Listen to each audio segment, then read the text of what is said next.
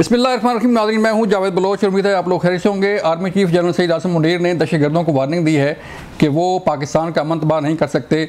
दहशतगर्दों की 10 नस्लें भी बलूचिस्तान का अमन तबाह नहीं कर सकती, ये कहना था आर्मी चीफ का ओवरसीज़ पाकिस्तानी कन्वेंशन से।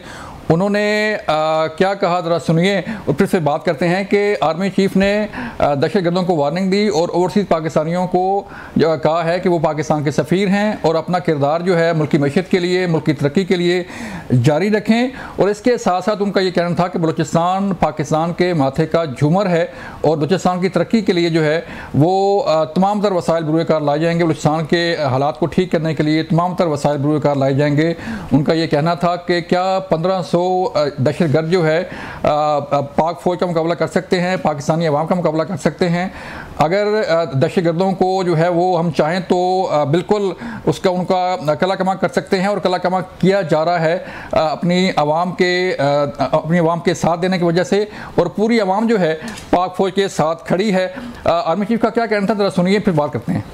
Great Pakistani nation and the Pakistani armed forces, if 1.3 million Indian army with all their wherewithal, if they cannot intimidate us and they cannot coerce us, these terrorists can subdue the armed forces of Pakistan. और बलूचिस्तान जो है, जो कि पाकिस्तान की destiny है, ठीक है, जो कि पाकिस्तान के माथे का झूमर है, तुम 1500 बंदे कहोगे कि जी हम इसको ले जाएंगे, तुम्हारी अगली 10 नस्लें भी नहीं लेके जा सकती। इंशाल्लाह you will see that we will beat the hell of these terrorists very soon. Balochistan, you think this 1500 people belonging to BLA and BLF and BRA etc. can take away Balochistan from us? Pakistan will not fall. Pakistan needs to be. Army chief के खिताब के दौरान नाज़रीन जो overseas Pakistani इस convention में शरीक थे, उन्होंने खड़े होकर आर्मी चीफ की हिमायत की और दाद दी कि आर्मी चीफ जो है और पाक फ़ौज किस तरह बलूचिस्तान के अमन को ठीक करने के लिए अपना रोल प्ले कर रही हैं, पाकिस्तान के अमन को ठीक करने के लिए कुर्बानियाँ दे रही हैं और ख़ित्ते की सूरत हाल में जो अपना किरदार अदा कर रही हैं उस पर। इस कन्वेंशन में बहुत सारी बातें हुई और हुकूमत जो है वो इस कन्वेंशन के बाद ओवरसीज़ पाकिस्तानियों के लिए कई तरह की मराहत का भी ऐलान करने जा रही है, जो हमें आइंदा चंद दिनों में नज़र भी आएंगी। इस पर बात करेंगे। फिर हम बात करने जा रहे हैं तहरीक इंसाफ के अंदर जो चीज़ें चल रही हैं, तहरीक इंसाफ के अंदर जो इख्तिलाफ़ात चल रहे हैं उस पर के ज़राए से ये खबरें आ रही हैं कि तहरीक इंसाफ के बानी चेयरमैन ने भी बड़ा सख्त नोटिस लिया है जो सूरत हाल बाहर पैदा हो रही है, और ये कहा जा रहा है कि उन्होंने सलमान अकरम राय साहब को पैगाम भेजा है कि पार्टी को डिक्टेट ना करें, पार्टी को पार्टी के तौर पर चलाएं। इससे मामला जो है जिस तरह की चीज़ें आ रही हैं उससे ख़राब होंगे और पार्टी की साख भी ख़राब होगी। और इसके साथ साथ जो इन्विटेशन का मामला है, जो अरकान कांग्रेस से यहाँ पर आए पार्लियामेंट के अंदर उनकी मुलाकातें हुई लेकिन तहरीक इंसाफ के रहनुमा उनसे मिलने नहीं गए, उस मीटिंग में शरीक नहीं हुए। ये मामला क्या है आखिर और तहरीक इंसाफ की तहरीक कब चलने जा रही है, इस पर भी बात करेंगे। हमारे साथ आज मौजूद हैं कौसर काज़मी साहब मुस्लिम नून से। काज़मी साहब बहुत शुक्रिया वक्त देने का। अब्दुल लतीफ़ खान साहब जो हमें ज्वाइन करें तहरीक इंसाफ से। अब्दुल लतीफ़ साहब आपका शुक्रिया वक्त देने का। और हमारे साथ स्टूडियो मौजूद हैं हमाद हसन साहब, सीनियर तजज़ियाकार हैं, उनसे बात करेंगे। हमाद भाई शुक्रिया आपके वक्त का। काज़मी साहब मुझे बताइएगा सर, एक तो आप खुद ओवरसीज़ पाकिस्तानी हैं और जो खिताब है आर्मी चीफ का, जो खिताब है वज़ीर-ए-आज़म का आपने सुना, और जिस तरह का जोश व खरोश हमने देखा इस कन्वेंशन के दौरान, क्या लगता है आपको कि आइंदा आने वाले दिनों में जैसे रेमिटेंस में बड़ा इजाफा हो रहा है और लोग जो है वो अपना पैसा पाकिस्तान भेज रहे हैं, और हमने ये सुना और उन लोगों से बातें भी हमारी हुई, उनसे बातचीत हुई, उनका ये कहना था कि हम पाकिस्तान में इन्वेस्ट करने के लिए तैयार हैं और इन्वेस्ट करेंगे। बिस्मिल्लाहिर्रहमानिर्रहीम, रब्बि सल्ली अला मुहम्मद व आले मुहम्मद। बलोच साहब, ये है वो असल चेहरा ओवरसीज का जो दिखाया नहीं जाता था, जो बताया नहीं जाता था। वहाँ पे 22 साल कयाम के अंदर मैं इन जो कल हुआ ओवरसीज कॉन्फ्रेंस के अंदर जो चेहरे बैठे हुए थे, मैं जाती तौर पर उनको जानता हूँ जिनका ताल्लुक बरतानिया या अमेरिका से था। ये वो लोग हैं जो कामयाब तरीन कारोबारी लोग आपको नजर आए वहां पे। कल के प्रोग्राम के अंदर आपको पढ़ा लिखा वो तबका नजर आया जो जिंदगी को कामयाब तरीके से वहां पे गुजार रहे हैं। वहां वो लोग नहीं थे जो लोगों के घरों के बाहर फितना और फसाद बर्पा करते हैं, जिंदगी में उनको कोई काम काज होता नहीं। वहां के खैरात जो बरतानवी है उस पर वो पल रहे होते हैं और दूसरों को चोर चोर और हमारा पैसा जब कहते हैं तो मुझे बड़ी हंसी आती थी वहां पे उनको देख के। यार आप खुद बेनिफिट्स में हैं तो कह रहे हैं जी हमारे पैसों से ये बिल्डिंग है, हमारे पैसों से ये दुकान ले ली गई या घर ले लिया गया। तो ये असल चेहरा था ओवरसीज पाकिस्तानियों का जो आपने कल देखा। मैं खराजे तहसीन पेश करता हूं कमर रजा साहब को, क्योंकि हम बड़े अरसे से उनको देख रहे थे। डब्ल्यू कॉप एक world Congress of overseas Pakistani नाम का इदारा था, वहां पे हमेशा एक मुहिब वतन किस्म का पाकिस्तानी है ये कमर रजा, जिसने हमेशा मुल्क के लिए आज से पहले भी बड़ी बेहतरीन काविशें की और ये उनको बिल्कुल क्रेडिट जाता है अफजाल भट्टी साहब को और उनकी बाकी टीम को कि पूरे मुल्क को बताया कि ये है वो ओवरसीज मुहिब वतन पाकिस्तानी जिनके हवाले से आज से पहले नहीं बताया गया था। बाकी आपने सुन लिया वहां पे सिपाही सालार ने किस तरीके से कौम को एतमाद दिया कि ये 1500 जो लोग हैं जो कि कहीं आजादी का मुतालबा कर रहे हैं, कहीं रियासत को बदनाम कर रहे हैं, कहीं दुश्मन का कंडा बन के रियासत पाकिस्तान के खिलाफ बरसरे पैकार हैं, इनकी आइंदा 10-15 नस्लें भी पाकिस्तान का कुछ बगाड़ नहीं सकती। तो ये क्लियर पैगाम था न सिर्फ दहशतगर्दों को बल्कि उनके सहूलतकारों, उनके जो अंदरूनी तर्जुमान बने बैठे हैं उनको भी एक क्लियर मैसेज दिया गया और बताया गया कि जो हार्ड स्टेट होती है, हार्ड स्टेट का मतलब कुछ भी लोग कुछ यूट्यूबर आज तक गलत फहमी की बुनियाद पे फैला रहे थे, तो आर्मी चीफ ने बता दिया कि हार्ड स्टेट का मतलब आइन और कानून की पासदारी करने वाली रियासत को कहा जाता है। तो ये एक पैगाम था कि आइन और कानून के तहत ऐसे अपराध का गला कमा किया जाएगा जो किसी न किसी सूरत में रियासत पाकिस्तान के खिलाफ उन्होंने जो सोशल मीडिया पे चीजें चल रही है ना, काजमी साहब उन्होंने एक बड़ा दिलचस्प फिक्रा भी बोला। उन्होंने कहा जी जब सोशल मीडिया पे आप किसी को फॉरवर्ड करते हैं तो लिखते हैं कि फॉरवर्डेड एज रिसीव्ड, तो इससे क्या आपकी जो है वो इससे साथ उन्होंने कुरानी आयात का हवाला दिया। जी हाँ, बतौर मुसलमान हम सब इसको जानते हैं कि कोई फासिक जब कोई खबर आपके पास लेके आता है तो उसकी तहकीक कर लो इससे पहले कि आगे फैलाओ। तो उसी पैराए में सिपाही सालार ने ये कहा कि भाई वो जो सोशल मीडिया पे होता है फॉरवर्डेड एज रिसीव्ड वाला मामला जो है वो शरन भी खिलाफ है। कम से कम आप तहकीक कर लें, ये ना हो कि आपको कोई कह दे कि इस्लामाबाद के अंदर सानिया हो गया, वहां पे गोली चल गई, लाशें गिर गई, सिपाही सालार के हाथ खून में तर हो गए, फलां रियासत जो है वो बुनियादी इंसानी हकूक की खिलाफ वर्जी कर रही है। तो ऐसे मामला के अंदर पहले तहकीक कर लें, वरना फिर अली अमीन गंडापुर जो इसी जमात का एक सीएम है वो कहेगा नहीं भाई गोली तो नहीं चली, अगर सीधी चली होती तो कोई जिंदा ना बचता, गोली तो जनाब वो हवाई थी। तो ये जो डिवाइन इंटरवेंशन है कुदरत की तरफ से रियासत पाकिस्तान के लिए इन झूठों के खिलाफ सबूत के तौर पे चीजें सामने आ रही हैं। तो कल का जो ओवरसीज कन्वेंशन है ना बलोच साहब, ये आप देखेंगे कि कई राहें खुलेंगी, दरीना मुतालबात थे ओवरसीज पाकिस्तानियों के वो पूरे होंगे बिल्कुल दिलाया गया है, खासकर खसूसी अदालतों को लेकर अपने मुकदमात के लिए उनको अपना काम घर बार छोड़ के पाकिस्तान आना पड़ता था और आपको पता है वो वहीं से होगा, वो वहीं से होगा, सदियां लगती थी। तो बिल्कुल ठीक है। हमारा साहब मैं आपकी तरफ आता हूँ सर, मुझे बताइएगा कि ओवरसीज पाकिस्तानी कन्वेंशन होता है और इस कन्वेंशन में वज़ीर-ए-आज़म ने भी खिताब किया, आर्मी चीफ ने भी खिताब किया और बड़ी खुली बातें की। आज जो आर्मी चीफ का खिताब था उससे बड़ा वाज़े पैगाम जो है, उन्होंने पहले भी ऐसे कई पैगाम दिए हैं, लेकिन इस कन्वेंशन में जो ओवरसीज पाकिस्तानी बैठे हुए थे वो हमने देखा कि किस तरह जो है वो उन्होंने खड़े होके आर्मी चीफ की, पाक फ़ौज की जो हिमायत है उसका भी ऐलान किया, अदा भी किया। तो सोशल मीडिया पे सर जरा आइएगा कि सोशल मीडिया को किस तरह जो है उसको कंट्रोल किया जा सकता है कि जो फेक प्रोपेगेंडा होता है, फेक वीडियोस जो है वो अपलोड होती हैं और जस्ट फॉरवर्डेड एज रिसीव करके अपनी जान छुड़ा ली जाती है। देखिए जावेद साहब, मैं सहाफ़ी की हैसियत से बात करूँगा। इस मुल्क की आबादी तकरीबन 24-25 करोड़ है। वहाँ पर जो लोग बैठे हुए थे वो मुख्तलिफ कम्युनिटीज़ के नुमाइंदे थे और ज़ाहिर उनका एक रिस्पेक्ट है, उनका एक मकाम है उन लोगों की तादाद 100 है, 200 है, 500 है, 1000 है, और उन्होंने उसको बड़ा अप्रिशिएट किया इन इकदामात को। यकीनन स्टेट की डायरेक्शन कदरे अच्छी है पहले की निस्बत कंपेयर टू पास्ट, उसको अप्रिशिएट किया जा रहा है। लेकिन वो जो पब्लिक ओपिनियन है, इज्तिमाई ओपिनियन, वो तो फिर इलेक्शन में पता चलता है कि क्या है क्या नहीं। लेकिन इस वक्त हमारे पास इसके अलावा कोई दूसरा ऑप्शन मौजूद है? मैं सिंपल सा क्वेश्चन पूछ लेता हूँ, दूसरा ऑप्शन क्या है? यानी शहबाज शरीफ इस मुल्क के प्राइम मिनिस्टर है, मुझे बताया जाए कि उनसे बेहतर कारकर्दगी किसी की रही? पंजाब में वो चीफ मिनिस्टर रहे, पूरी दुनिया में शहबाज स्पीड के नाम से एक अलामत के तौर पर बनकर सामने आए। प्राइम मिनिस्टर की हैसियत से उस मईशत को जो धड़ाम से गिरी हुई थी, जो गर्क हो रही थी, उस मईशत को कम अज कम किनारे पर लेकर आया है। गो के आइडियल सूरत हाल नहीं है, लेकिन कम अज कम बेहतरी के इम्कानात बहुत सारे बढ़ गए हैं। दूसरी बात यह है कि आर्मी चीफ इस वक्त जो मौजूद हैं, उनके हवाले से आप किसी बेज़ाब्तगी की बात नहीं कर सकते, जो मैं जानता हूँ साफ़ी के हैसियत से। लेकिन जब हम माजी में जानते हैं तो सूरत हाल बिल्कुल इससे मुख्तलिफ है। यानी उनकी कारकर्दगी अच्छी है, दहशतगर्दी बहुत हद तक कंट्रोल हो रही है। यानी ईद के बाद कोई बड़ा वाक़या माशाअल्लाह नहीं हुआ खैबर पुख्तनख्वा या बलूचिस्तान में। जाफर एक्सप्रेस और बनू वाक़यात के बाद कोई बड़ा वाक़या, तो गोया वहाँ भी सूरत हाल संभल रही है, मईशत भी बेहतर हो रही है।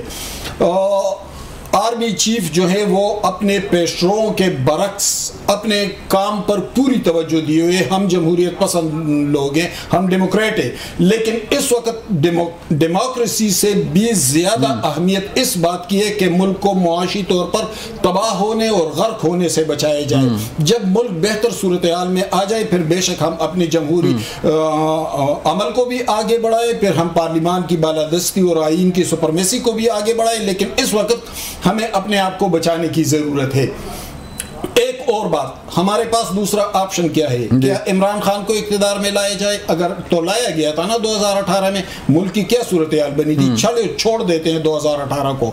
इसी खैबर पुख्तनख्वा में मेरा सूबा है, वहाँ पर 11 साल से उनकी हुकूमत है, और मौजूदा सूरत हाल में आप देख ले, पाकिस्तान में सबसे बड़ी करप्शन खैबर पुख्तनख्वा में हो रही है, पाकिस्तान की सबसे बैड गवर्नेंस खैबर पुख्तनख्वा में है, पाकिस्तान में मेरिट की सबसे बड़ी पामाली खैबर पुख्तनख्वा में हो रही है, पाकिस्तान में सबसे ज्यादा गैर जमहूरी इकदाम खैबर पुख्तनख्वा में हो रहे हैं। हमें बताया जाए ना, हम उस ऑप्शन को इस ऑप्शन की बजाय ले आए। ठीक है, ये ऑप्शन आइडियल नहीं है, लेकिन पहले की निस्बत तो कम से कम अच्छा है, तो कम से कम इसको कंटिन्यू रखा जाए। दूसरी बात, ये कन्वेंशन के हवाले से आपने पूछा, यकीनन गैर ममालिक में जो हमारे भाई बहन वहाँ पर मुकीम है, हमारे सफीर उनकी बड़ी कंट्रीब्यूशन है इस मुल्क के लिए। अब भी 4 अरब 10 करोड़ डॉलर के आसपास तकरीबन ये तरसीलात ज़र आए हैं, रेमिटेंसेस आए हैं, और वो इस मुल्क की मईशत में बहुत अहम किरदार अदा कर रहे हैं। लेकिन उनके हवाले से हसास होने की ज़रूरत भी है, उनकी बहुत सारी ज़रूरतें भी हैं।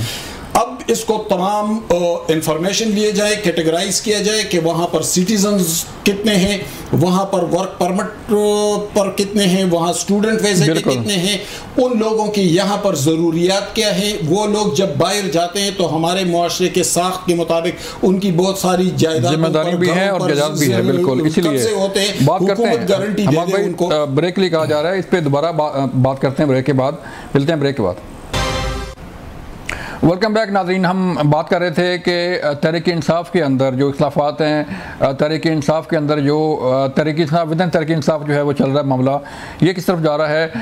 काज़मी साहब, गिला होता है आप पे, शिकायत होती है आपसे कि आप मुलाकातें नहीं करवाते और ना ही मुलाकात करने देते हैं, ना ही कुछ सहूलियात दे रहे हैं। लेकिन तहरीक इंसाफ के अंदर जो चीज़ें चल रही हैं वो भी हमारे सामने आ रही हैं, और एक जो डिबेट चल रही है कि बैकडोर रब्ते हो रहे हैं आपसे हों या पाक फौज से हों, तो उसकी क्या कहानी है? सर, एक तरफ कहा जाता है कि बैकडोर रब्ते हो रहे हैं, फिर खबर आती है कि काज़मी साहब जो है वो रब्ते नहीं हो रहे, कभी कहा जाता है कि रब्ते हो रहे हैं।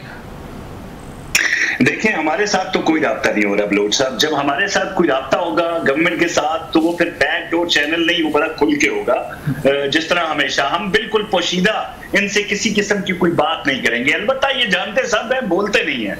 ना बोलने की वजह यह है कि अब वो जो एक काला नाग इनका सोशल मीडिया है ना, वो अब इनकी पटारी से निकल चुका है, इनके कंट्रोल में नहीं रहा। ये जितनी मर्जी है बीन बजा ले, उसने वापस पटारी में आना नहीं है। ये कोशिश करके देख लें।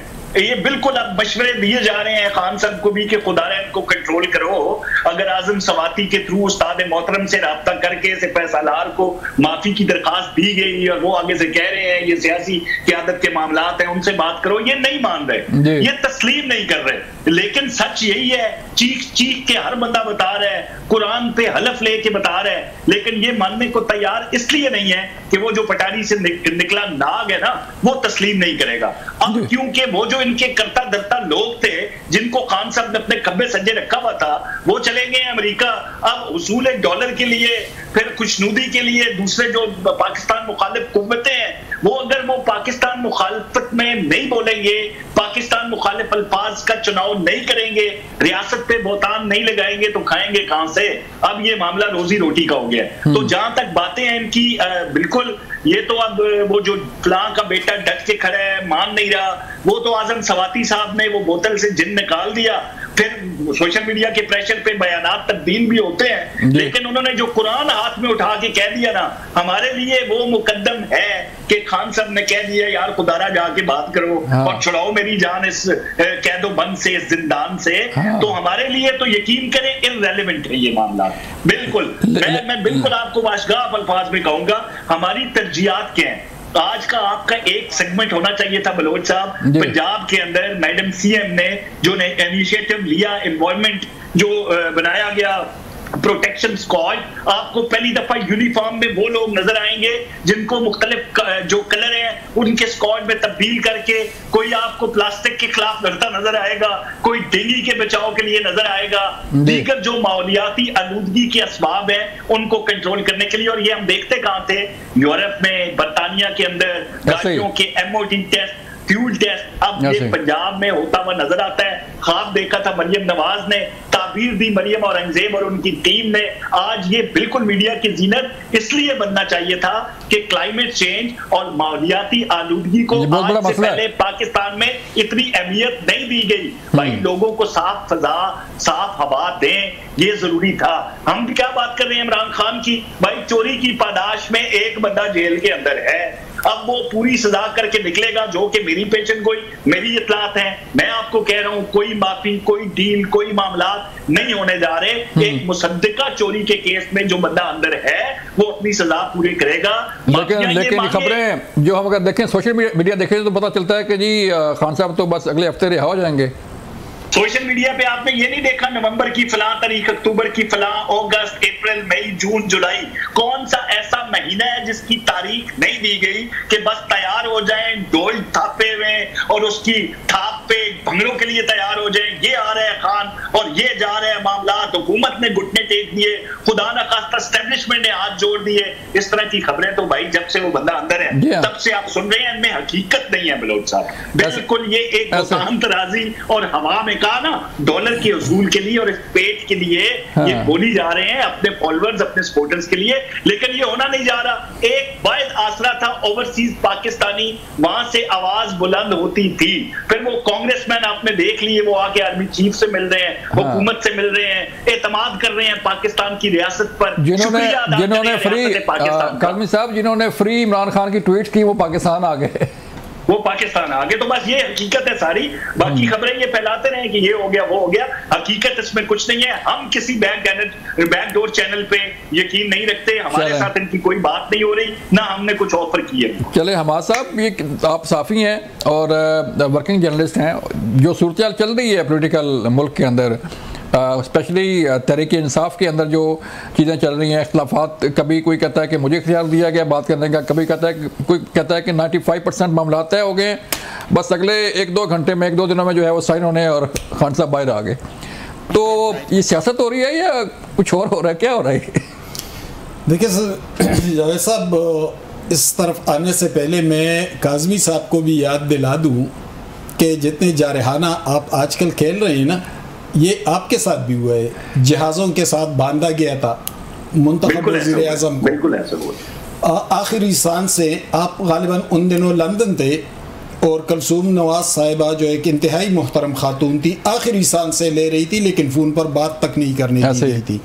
ये जो हम बार बार इल्तिजाएं कर रहे हैं कि खुदारा आइन की सुपरमेसी पर एक हो जाए, बारी बारी यही सबके साथ होता रहेगा, तो हम यही बात कर रहे हैं। तो इतने जारहाना होने की ज़रूरत नहीं है, ज़रा मध्यम अंदाज में डायरेक्शन को ठीक करना चाहिए और आगे बढ़ना चाहिए, जिस तरह दूसरे ममालिक पॉलिटिकल डायलॉग होना चाहिए, पॉलिटिकल डायलॉग को आगे बढ़ाए, मजबूत बनाए, एक दूसरे को तंज़ो तज़हीक से छोड़ दे। वो आते हैं पीटीआई की तरफ। देखिए, पीटीआई सियासी जुमात बनने से पता नहीं क्यों गुरेजा है। वो सियासी जुमात बन नहीं रही है, लेकिन कम से कम ये काबिल इत्मीनान बात है कि इस जुमात के अंदर कुछ लोग ऐसे पैदा हुए जिन्होंने अपनी गलतियों का अंदाज़ा कर लिया, और जो मेरे इंफॉर्मेशन है तो वो इमरान खान को भी इस पर कायल कर रहे हैं कि भाई ये सोशल मीडिया ट्रोलिंग, ये शहबाज गिल, ये मुईद पीरजादा, ये इमरान रियाज, ये गालम गलोच, ये सियासत नहीं है, ये नफरत के मरीजों का एक सौदा है। बेचने वाले भी नफरत के मरीज हैं, नफसियाती मरीज है, और खरीदने वाले भी नफसियाती मरीज है। इसको छोड़ दे, डिसऑन कर दे, आगे बढ़े। आगे बढ़ने के लिए क्या हो रहा है? आगे बढ़ने के लिए कुछ न कुछ दिखाई देने लगा है। यानी बैरिस्टर गौहर जैसा शरीफ और मदन मिजाज आदमी इंतहाई अहम अगर पार्टी में हो गया है तो ये एक अच्छा इंडिकेशन है। कल से शहबाज गिल के हवाले से इत्तलात आ रही है कि इमरान खान ने कहा है कि पार्टी से निकाल दो और सियासी कमेटी से भी निकाल दो। कुछ एक नौजवान सहाफ़ी ने इस खबर को ब्रेक किया, लेकिन मैं एक हफ्ता पहले बता भी चुका था अपने एक शो में कि शहबाज गिल जैसे लोगों को मज़ीद पीटीआई में बर्दाश्त नहीं किया जाएगा। अब इन लोगों को मुकम्मल तौर पर डिसोन करना पड़ेगा, गालम गलोच का बयानिया तर्क करना पड़ेगा, सियासत की तरफ आना पड़ेगा, पॉलिटिकल डायलॉग को आगे बढ़ाना पड़ेगा, इसको भी छोड़ना पड़ेगा कि मैंने आर्मी चीफ और DGISI के अलावा बात नहीं करनी है। ये नहीं करेंगे तो पीटीआई टूट रही है। मैं बता रहा हूँ, मैं आपको एक ब्रेकिंग दे दूँ कि कल से खैबर पुख्तनख्वा असेंबली के अंदर एक बहुत बड़ा ग्रुप गैर महसूस तरीके से सामने आया है। अच्छा। मैं पहली बार इस खबर को मीडिया में ब्रेक कर रहा हूँ कि तकरीबन 20 MPs का, जिसमें चंद मेरे जाती तौर पर दोस्त हैं, मैं जानता हूँ, उनका ताल्लुक मर्ज डिस्ट्रिक्ट से है, जो फाटा डिस्ट्रिक्ट से, वहाँ से उनका ताल्लुक है। और इस मिनरल बिल पर कहते हैं कि ये हमारी ज़ाती जायदादें हैं, हमें इमरान खान अजीज़ है, लेकिन हमें अपनी विरासती और अपने बाप दादा की जायदादों से ज़्यादा अजीज़ नहीं है। यानी उनके अपने जो रिजर्वेशन से एक बड़ा ग्रुप तश्कील पाया है, वो इकट्ठे हैं, वो एक साथ खड़े हैं। इनमें से बहुत ज़्यादा तादाद बाजवड़, ममंद और दूसरे फाटा एजेंसियों से और उनके इस हवाले से तहफ़्फ़ुज़ात है। अगर इमरान खान इसी तरह सियासत करते रहे तो जो ग्रुप इस वक्त तो मध्यम अंदाज में आगे बढ़ रहा है, इसी तरह के बहुत सारे ग्रुप्स पंजाब के अंदर भी दिखाई देंगे, कौमी असम्बली के अंदर भी। और इमरान खान का जो क्रिज्मा है, ये क्रिज्मा 70s में अजहर खान का इससे भी ज्यादा था। वो भुट्टो के मुकाबिल उभरे थे, और फिर वो क्रिज्मा ऐसा टूटा कि वो कभी असम्बली के अंदर भी दाखिल नहीं हो सका। देखिए, यहाँ क्रिज्मा बनता भी है, लेकिन क्रिज्मा जब टूटता है तो बनने से उसकी रफ्तार और उसकी स्पीड कहीं ज़्यादा होती है। तो लतीफ़ साहब, ये जो खबरें आ रही हैं सर फॉरवर्ड ब्लॉक की, कभी खबरें आती हैं, कभी डायलॉग की बातें आती हैं, कभी जो है वो बैकडोर रब्तों की बातें आती हैं। एक कहते हैं कि मुझे कहा गया रब्ते करने से, दूसरे कहता है कि नहीं, रब्ते का कोई नहीं कहा गया। खान साहब भी कहते हैं कि कोई किसी को मैंने नहीं कहा रब्तों से। तो ये क्या चल रहा है सर पार्टी के अंदर? अच्छा सर, शुक्रिया। चूंकि वो उसका इशू था, वीडियो का इशू था, तो अभी पहले जो साहब ने गुफ्तगू फरमा रहे थे उनका मुझे अगर बता दें, मैं उनका नाम मुझे नहीं। कौसर काज़मी साहब हमारे साथ हैं और हमाद हसन साहब हमारे साथ हैं। अच्छा, हमाद हसन साहब। तो हमाद हसन साहब ने पीटीआई पे बहुत वो लेक्चर दिया। पहले मैं इस पर रिस्पॉन्ड करना चाहूँगा कि देखें, पीटीआई को अब जो हमारे साथ जो कुछ कर रहे हैं, ये नॉर्मल हालात में जो पॉलिटिक्स है उसकी बात कर रहे हैं। नॉर्मल हालात में बिल्कुल हमारे साथ की बात सही है कि अगर हालात नॉर्मल हो, कॉन्स्टिट्यूशन इंटैक्ट हो, अदालतें इंसाफ दे रही हो और रूल ऑफ लॉ हो, उस माहौल में अगर पॉलिटिक्स हो रही है तो उसमें ये जिस उसकी बात कर रही हैं कि गालम गलोज या नफरत या आर्श वर्ड्स, तो ये बिल्कुल नेचुरल है। आप एक बंदे की आंखों में मिर्चें डाल के आप एक बंदे की आंखों में मिर्चें डाल के अगर उसे कहें कि आप यूं बिहेव करें कि जैसे आपकी आंखों में सुरमा डाला गया है, तो this is a very illogical और इररेशनल अप्रोच। हमें ये कहा जा रहा है कि भाई मैं तमाम जो न्यूट्रल जो सहाफी हजरात हैं या जो दानिश्वर हजरात हैं, मैं उनसे गुजारिश ये करता हूं कि एक उसूल है द वर्ल्ड ओवर कि जो भी ताकतवर तबका होता है, जिसके हाथ में ताकत हो, ज्यादा लेनेंसी उसने शो करनी होती है जब भी कोई रिकंसिलिएशन या रिप्रोच की बात हो। यहाँ पे मसला ये है कि कल से आप पूरे सोशल मीडिया पे, चलो शाहबाज दिल को तो आप क्रिटिसाइज करते हो, लेकिन उस तस्वीर का आप क्या जवाब दोगे कि अलीमा खान जो हमारी मोहतरमा हमारी बहन है, वो नंगे पांव फुटपाथ पे बैठी 40 डिग्री सेंटीग्रेड में वेट कर रही है, किस बात की कि मैं अपने भाई से मुलाकात करना चाहती हूँ, और रियासत उसको मुलाकात नहीं करने दे रही, रियासत उसको मुलाकात नहीं करने दे रही। तो आप अंदाजा लगाएं कि हर एक घर में हम सारे जो हैं माओ बहनों वाले हैं, बेटियों वाले हैं, तो अलीमा बाजी की ये तस्वीर देख के आप पीटीआई को तो छोड़ें, पूरे पाकिस्तानी अवाम के अंदर जिनके अंदर थोड़ी सी भी सेंसिबिलिटी है, जो फैमिली जो स्ट्रक्चर है, हमारा खानदानी निजाम है, जो इस पे यकीन करने वाले लोग हैं, उनके एहसास आपको पता है कि वो नफरत में तब्दील हो रहे हैं। तो मेरे कहने का मकसद ये है कि द स्टेट शुड बिहेव। लेकिन लतीफ साहब मेरा जो क्वेश्चन ये था वो ये था कि अब तहरीक इंसाफ के अंदर जो इख्तिलाफात चल रहे हैं उसका हल क्या होगा? मुझे एक ब्रेक के लिए कहा जा रहा है लतीफ साहब, मैं वापस आता हूँ, ब्रेक के बाद फिर दोबारा आपसे पूछूंगा सर। मिलते हैं ब्रेक के बाद। वेलकम बैक नाज़रीन। लतीफ साहब, आप सवाल का जवाब दे रहे थे कि जो तहरीक इंसाफ के अंदर चीज़ें चल रही हैं, जो एक बैकडोर राब्तों की खबरें आ रही हैं, वो किस तरह दुरुस्त हैं, और अब पार्टी को लीड कौन कर रहा है बाहर? कभी तो सुनते हैं कि सलमान राय साहब के बगैर को मुलाकात नहीं कर सकता, कभी सुनते हैं कि केपी हाउस में झगड़ा हो गया बैरिस्टर गौर का और राय साहब का, और कभी सुनते हैं कि असवादी साहब जो है वो अपना राब्ते कर रहे हैं।